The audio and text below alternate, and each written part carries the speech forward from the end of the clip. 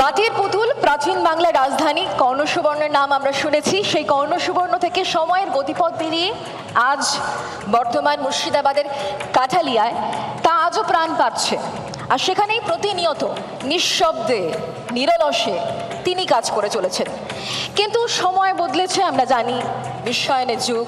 আর এই সময়তে দাঁড়িয়ে সেই শিল্প এবং শিল্প যারা তৈরি করছেন, সেই শিল্পীরা তারা ধুঁকছেন। তাদের কথা ভেবে একজন এগিয়ে এসেছিলেন, তিনি একটি সমবায় খোলেন। তারপর মৃৎশিল্পীদের নিয়ে তিনি এমন একটা প্রোগ্রাম করেন যাতে মানুষেরা তারা অন্ততপক্ষে সেই জায়গা থেকে বেরিয়ে আসতে পারেন, মানে প্রশিক্ষণ এবং পরিকাঠামোর ব্যবস্থা করেন, এবং সেগুলো একই সঙ্গে বিপণনের সুব্যবস্থাও তিনিই করেছিলেন। এবং আরও একটা বিষয় বলি, তার চেষ্টাতেই এই কাঠালিয়াতেই মৃৎশিল্পীদের হাতে তৈরি হচ্ছে এক সম্প্রীতির নতুন সমীকরণ। আসুন তার পথ চলা এবার দেখি। মাটির পুতুল প্রাচীন বাংলার রাজধানী কর্ণসুবর্ণ থেকে সময়ের গতিপথ পেরিয়ে বর্তমান মুর্শিদাবাদের কাঁঠালিয়া গ্রামে আজও প্রাণ পায়।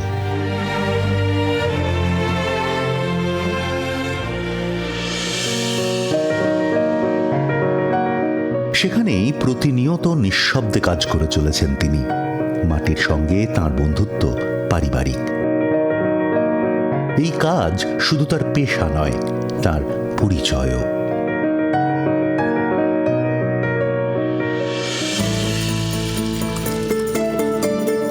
গঙ্গার পলিমাটি দিয়ে কুমোরের চাকা আর শিল্পীর হাতের জাদুতে প্রাণ পায় পুতুল।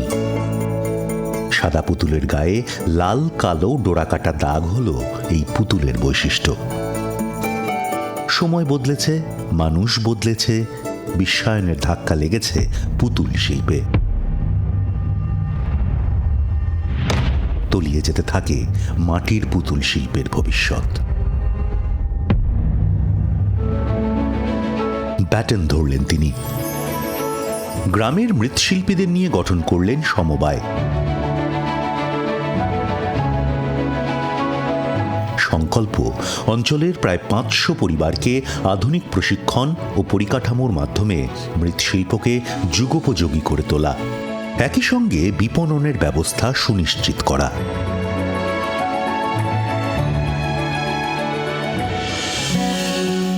মাটি আর বিশ্বাস মিলেই গড়ে ওঠে উপাসনা চিহ্ন। মন্দিরের চূড়া আর মসজিদের মিনার একসাথে আকাশ ছোঁয়ে কাঠালিয়ায়।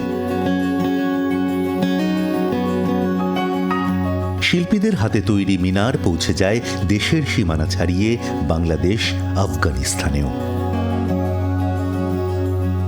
কাঠালিয়ার মৃৎশিল্পীদের হাতে জন্ম নেয় সম্প্রীতির এক নতুন সমীকরণ। ঐতিহ্যের লোকশিল্পকে পুনরুজ্জীবন ও সম্প্রীতির এই অনন্য অবদানের জন্য জি24 ঘণ্টা অনন্য সম্মান 1432-এ অনন্য সাধারণ বিভাগে সম্মানিত শ্রী সাধন কুমার পাল। তাকে সম্মান জানাতে পেরে সম্মানিত আমরা।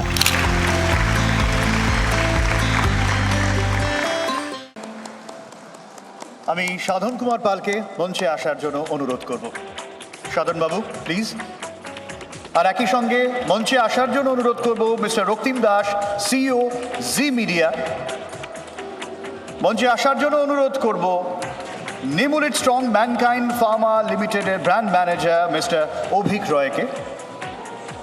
একই সঙ্গে মঞ্চে আসার জন্য অনুরোধ করব কবি সুবোধ সরকার এবং বিশিষ্ট পরিচালক এবং নাট্য ব্যক্তিত্ব সুমন মুখোপাধ্যায়কে।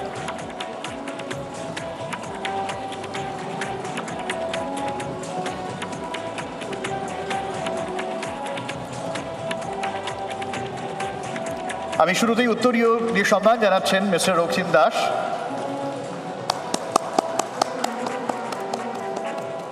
এবং একই সঙ্গে সার্টিফিকেট তুলে দিতে অনুরোধ করব মিস্টার অভিক রয়কে।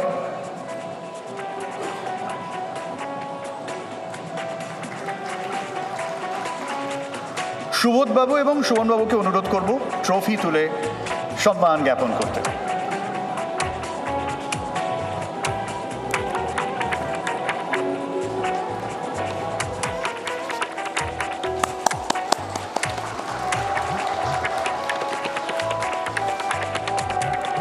আর এবার একটু সাধনবাবুর কথা শুনবো না তা কি হয়? সাধনবাবুর কথা শুনবো অবশ্যই। যিনি সৃষ্টিকর্তা, যিনি সৃষ্টি করেছেন, তার থেকে দুকলি আমরা শুনবো এই সৃষ্টির পেছনে আপনার ইন্সপিরেশন। আপনি অনেককে ইন্সপিরেশন দিয়েছেন, অনেককে উৎসাহ দিয়েছেন। বিষয়টা হচ্ছে এই যে আমাদের কাঠালিয়া গ্রামটা হচ্ছে কর্ণ সুবর্ণ রাজধানীর একদম লাগোয়া গ্রাম। অনেকেই জানেন না বোধহয় যে রাজা শশাঙ্কের যে গল্পটা আছে, ইতিহাসটা আছে, উনি একটা শিল্প কলার সঙ্গে যুক্ত ছিলেন।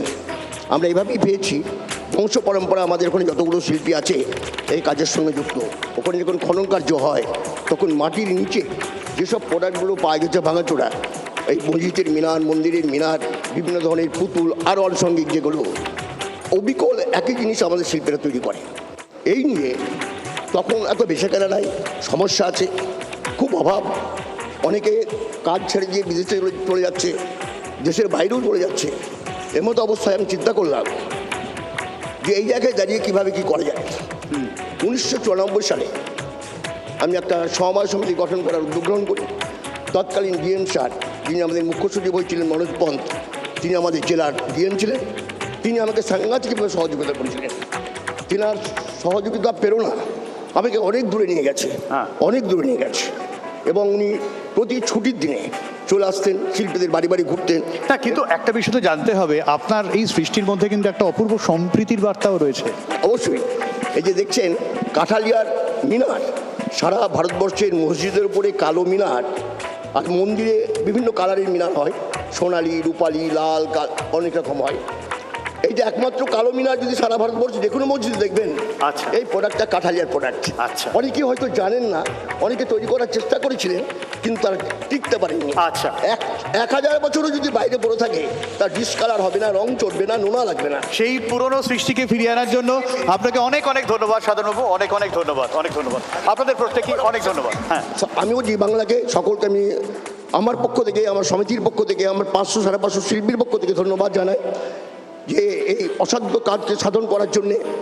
আমার ওয়াইফ গত ডিসেম্বরের 16 তারিখে মারা গেছে ক্যান্সারে। 1 বছর থেকে তাকে পারিনি, তাকে বাদ দিয়েও আমি আমার এই শিল্পীদেরকে কীভাবে ভাসানোর এক প্রচেষ্টা নিয়েছি। আমারও একটা মিনি স্ট্রোক হয়েছিল, সেখান থেকেও বেঁচে আছি। যা আপনি আরো বাঁচবেন, আরো সৃষ্টি করবেন। এবং আগামী দিনে আপনাদের সৌভাগ্য, আপনারা যে আমাকে সম্মান, অনন্য সম্মান দিলেন, এর জন্য অনেক অভিনন্দন। সাধনবাবু, আপনাকে সম্মান দিতে পেরে আমরা সম্মানিত। অনেক ধন্যবাদ। Thank you, thank you, thank you. বাংলার আওয়াজ, বাঙালির আবেগ, জি 24 ঘন্টা।